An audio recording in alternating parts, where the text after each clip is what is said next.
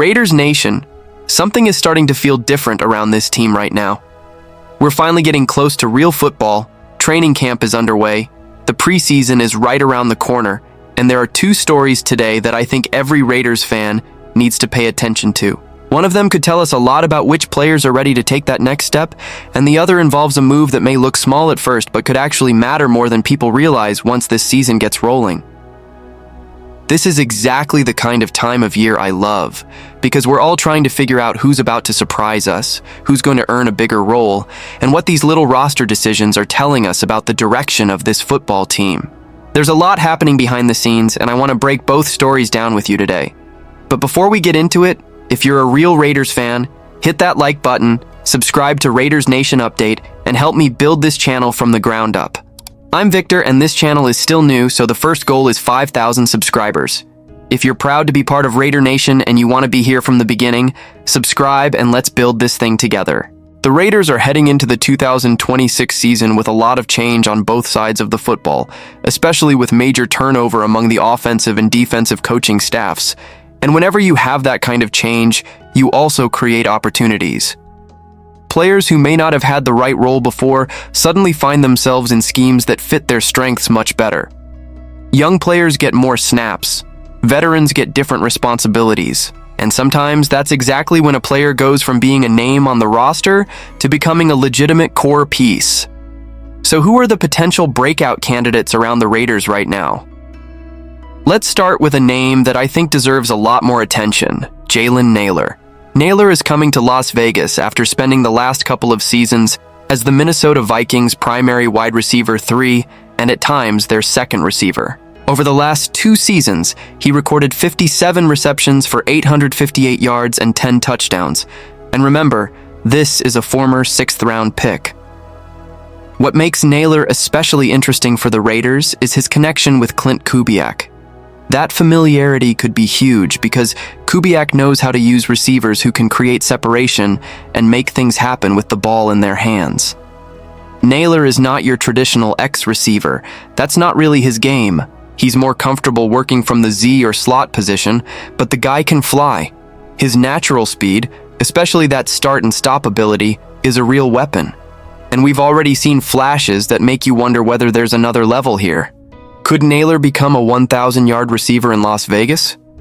I honestly think there's a chance. If this offense consistently creates opportunities for him and gets the ball into his hands in space, Nailor could become one of those players that Raiders fans look back on later and say, how did we not see this coming? And speaking of a receiver who has been waiting for that next step, let's talk about Trey Tucker.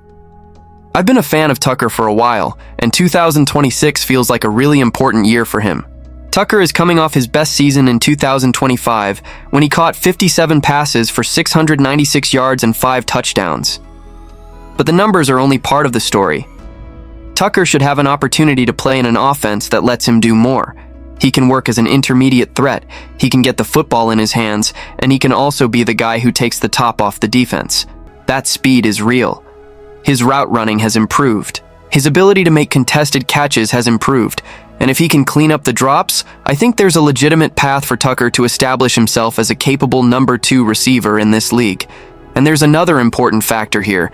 This will be the 4th offense of Tucker's NFL career, and he should also have the best quarterback play he's experienced during his time in the league. That combination makes this a huge opportunity. So when people talk about a career year for Trey Tucker, I don't think that's just empty offseason hype. There are actual reasons to believe it could happen. Now let's move to the defensive line, because there are 2 names here that really stand out. First, Tonka Hemingway. Hemingway's rookie season was definitely a mixed bag. He finished with 4 sacks, 5 tackles for loss, 9 tackles, 7 quarterback hits, and 1 pass breakup. Those numbers are encouraging, but the film also showed why there's still a lot of development left. His pass rush was inconsistent, and coming out of South Carolina, one of the biggest questions about Hemingway was whether he could develop a more reliable set of pass rush moves. But here's what makes him exciting. This guy is an athlete. He has the first step, he has the second step quickness, and when he gets moving upfield, he can get past offensive linemen in a hurry. He also has a strong lower half and does a really good job converting speed into power with his bull rush. The biggest concern is still his run defense. That has been an issue going all the way back to his time at South Carolina. But if the Raiders put Hemingway in situations where he can attack the quarterback and let him play to his athletic strengths, there's a legitimate possibility that we see a major jump. And I'm talking about double-digit sack potential, not guaranteed. Not something I'm going to pretend is already happening. But if Hemingway improves his pass rush moves, 8+ sacks is absolutely within the range of possibility. And right next to him in this conversation is Thomas Booker 4. Booker is similar to Hemingway in terms of athletic ability, but he's bigger and probably a little stronger as well. His pass rush technique still needs work, but he has already shown that he can use a club and swipe move, and his swim move is an elite part of his game. Now, Booker didn't record a sack in 2025, but that number can be misleading. He helped create 7 sacks for other defensive linemen. 7. And 2 of Tonka Hemingway's 4 sacks came from situations where Booker helped make the play happen. That tells you something about his impact that doesn't show up in the basic stat line. Booker is likely to see similar or potentially increased snaps this season, depending on what happens with Adam Butler and whether Hemingway takes that next step. Booker is also an adequate run defender, but his best work comes in pass rushing situations, where he can use his strength and athleticism to get upfield quickly and force quarterbacks into uncomfortable situations. That kind of interior pressure matters. You don't always need the guy who gets the sack to be the guy who created the pressure. And Booker has already shown he can be that guy. Now, there's another name on this list that I think is much more of a long shot, but it's still worth watching. Segun Olubi. Olubi has only played 141 NFL snaps in his career, with just 28 of those coming over the last 2 seasons. He has 32 tackles, 1 interception, and 1 fumble recovery. So obviously, we're not talking about somebody with a massive NFL resume. But special teams is where Olubi has really stood out. And there's a very real chance he provides value for the Raiders there this season. The expectation could be that he contributes to at least 1 turnover and potentially even a blocked kick. But the more interesting question is, what happens if the Raiders suffer an injury at linebacker? The depth behind Key Walker and Nakobe Dean is relatively limited, and both Walker and Dean have histories of missing games. And that's where Olubi could suddenly become much more important. If one of those guys goes down, the Raiders could ask Olubi to step into a Will or Sam role, while the healthy linebacker and potentially Tommy Eichenberg handle the Mike responsibilities. Olubi has shown a good understanding of the run game. He has instincts in coverage. He moves well from sideline to sideline.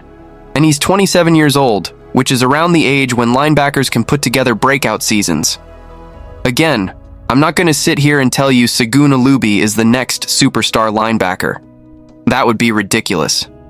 But if an injury opens the door, I could see the Raiders feeling comfortable giving him a bigger role.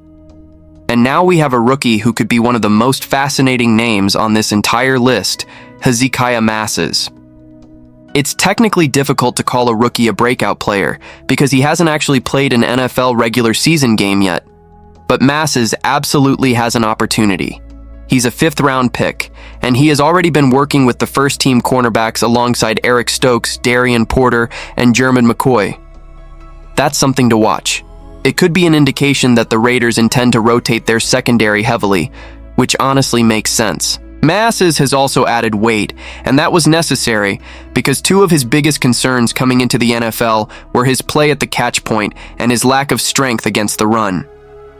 But physically, the talent is obvious. Masses is an incredible athlete. He has elite ball skills, he moves extremely well in coverage, and look at what he did last season. In just 13 games, Masses recorded 5 interceptions and 18 pass breakups while allowing a 55.8 QBR. That is serious production. He may have among the best pure ball skills, if not the best pure ball skills, in the Raiders' secondary. The question is consistency. Can he become more consistent at the catch point? Can he maintain those natural instincts without getting impatient? Can he play with enough discipline and patience against NFL receivers? If the answer is yes, there is absolutely room for Hezekiah Masses to have a breakout rookie season. And finally, we have a name Raiders fans have probably heard in this conversation before, Michael Mayer. I'll keep this one relatively simple because Mayer has been mentioned as a potential breakout candidate for a while now, but there's a very good reason the conversation keeps coming back. Mayer could see a career high in snaps this season as the Raiders' inline tight end, while Brock Bowers operates more as an H-back or in the slot. And if that happens, Mayer's receiving numbers should naturally have more opportunities to grow. He could also become a major red zone weapon. But even beyond the receiving numbers, Mayer's value as a blocker is a huge part of this. He is one of the better run blockers at the position, and that alone could help him earn a strong contract when the offseason comes around. But if Mayer can put better receiving film on top of that blocking ability, it could significantly increase his value. And this is where Klint Kubiak comes back into the story again. Kubiak's offense has historically made heavy use of 12 personnel, meaning 2 tight ends are on the field together.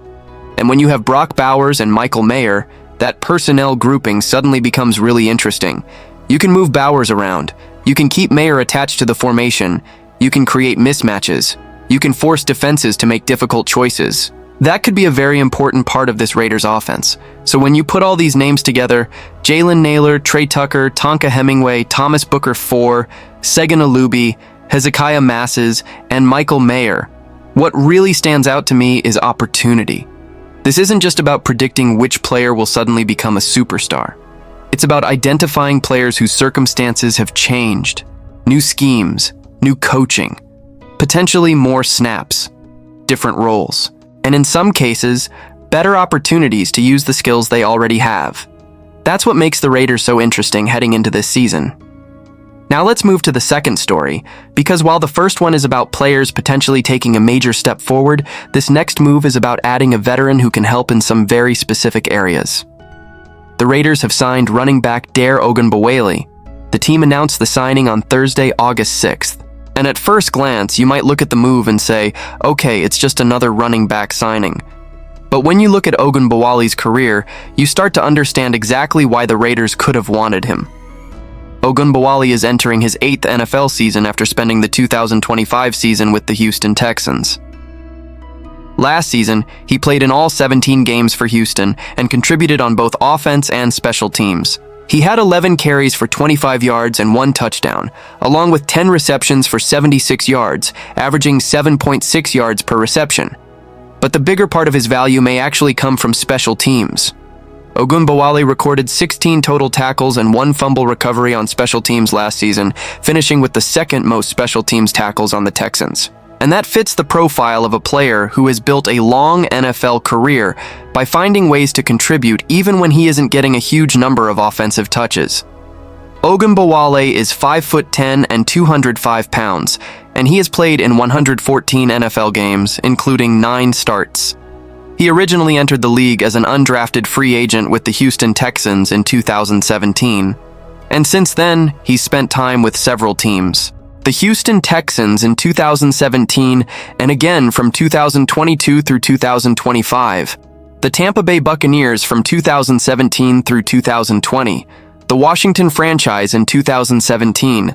And the Jacksonville Jaguars from 2020 through 2022. Over his NFL career, Ogunbowale has recorded 177 carries for 594 yards, averaging 3.4 yards per carry, with 5 rushing touchdowns. As a receiver, he has 109 receptions for 850 yards, averaging 7.8 yards per reception, with 2 receiving touchdowns.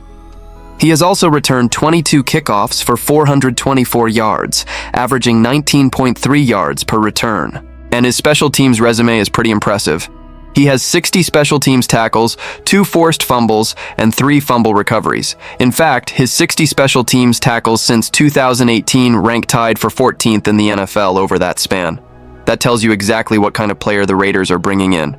This is not a signing where we should expect Dare Ogunbowale to suddenly become the featured running back and carry the offense. That's not the point. The point is versatility. The point is experience. The point is having a veteran who understands how to contribute in multiple phases and can give you reliable depth when you need it. And there's also an interesting story behind how Ogunbowale got here in the first place. He played 4 seasons at Wisconsin from 2013 through 2016. He originally arrived as a walk-on defensive back before switching to running back as a sophomore, and he eventually earned a scholarship. During his Wisconsin career, he played in 49 games, starting 10 of them, and rushed for 1,518 yards and 13 touchdowns on 319 carries, averaging 4.8 yards per carry.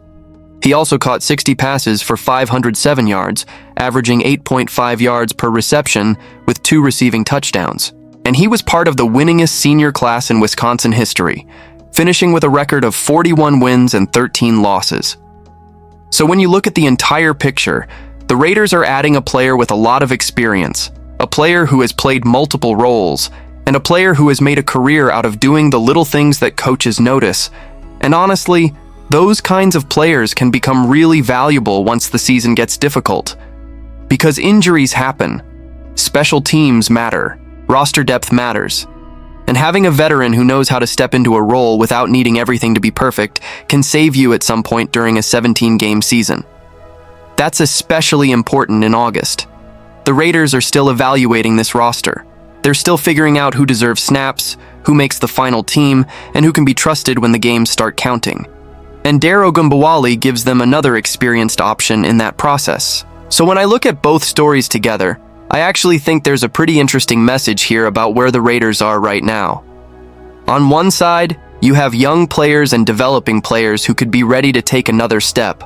Guys like Jalen Nailor, Trey Tucker, Tonka Hemingway, Thomas Booker IV, Hezekiah Masses, and potentially Michael Mayer, along with a depth opportunity for Saguna Luby. On the other side, you have the Raiders adding a veteran like Ogunbowale because they still need experience, versatility, and players who can contribute in areas beyond just offensive production. That balance matters. You need the young players to develop. You need the veterans to stabilize the roster. And you need the coaching staff to put all of those pieces in positions where they can actually succeed.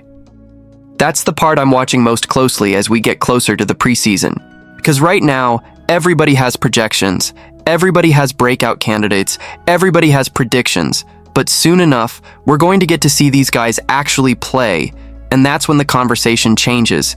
Because maybe Jalen Nailor really does explode in this offense. Maybe Trey Tucker finally puts everything together. Maybe Tonka Hemingway turns those flashes into consistent pressure. Maybe Thomas Booker's impact finally starts showing up more clearly in the sack column. Maybe Hezekiah Masses forces his way into a much bigger role as a rookie. Maybe Michael Mayer becomes exactly the kind of red zone and blocking presence this offense needs. And maybe Ogunbowale ends up being one of those veteran additions that doesn't make headlines in August, but becomes incredibly useful when the season gets tough. That's why I'm excited, Raider Nation. Not because I think every one of these predictions is going to come true.